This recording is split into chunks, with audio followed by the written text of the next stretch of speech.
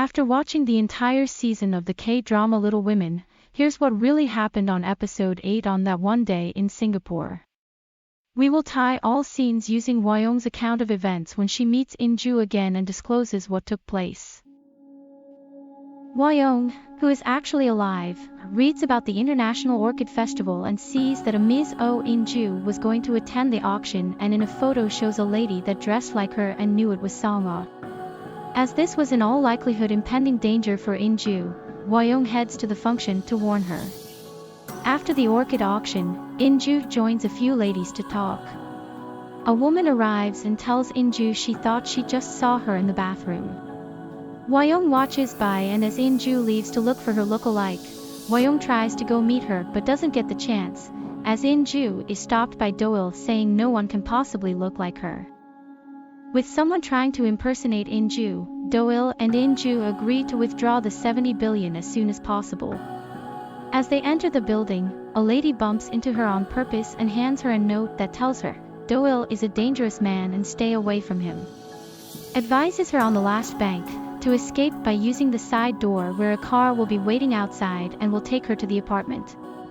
Hwa-young stands by outside the bank and sees In-ju leave and follows the car. Another vehicle tails In-ju as well. During the chase, Hwa-young notices a dump truck about to hit the car In-ju is in. Hwa-young drives right between the vehicles to prevent the collision and possibly In-ju's death. The ladies are taken to the same hospital. There, in spite of her injuries, Hwa-young warns In-ju to leave immediately with the money, which In-ju thought she was only seeing Hwa-young caused by her hallucination. In-ju takes off and leaves the money in a locker at an MRT station. With all the wads of money she had to stow away, I'm surprised there are no passers-by to see her.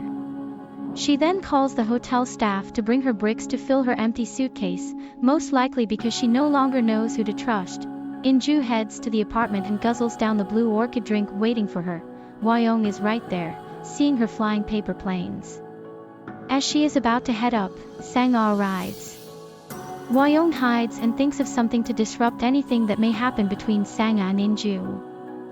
She summons a guard to tell him someone was flying paper planes, knowing that littering in Singapore is a no-no.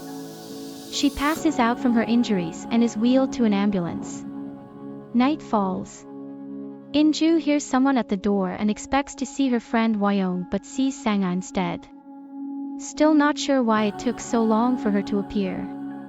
Was she having a conference with her goons to prepare for a plan B if things go wrong? Sang-ah then shows In-ju how she played with her like she plays with her dolls, and has planned it from the time they first met during her job interview. She found a vulnerable person she could easily manipulate. Before she is killed, In-ju requests Sang-ah to open the suitcase that is supposedly filled with the 70 billion. Sang-ah is surprised to see it filled with bricks. Distracted, In-ju gets the opportunity to get the gun Do-il gave her and points it at Sang-ah. Undoubtedly, the villainess has her goons nearby to rescue her. Before anything worse could happen, a guard calls in and reprimands them for the violation. What perfect timing! It sure took them a while to take action after Hwa-young reported the littering. Our hero arrives at the right time too.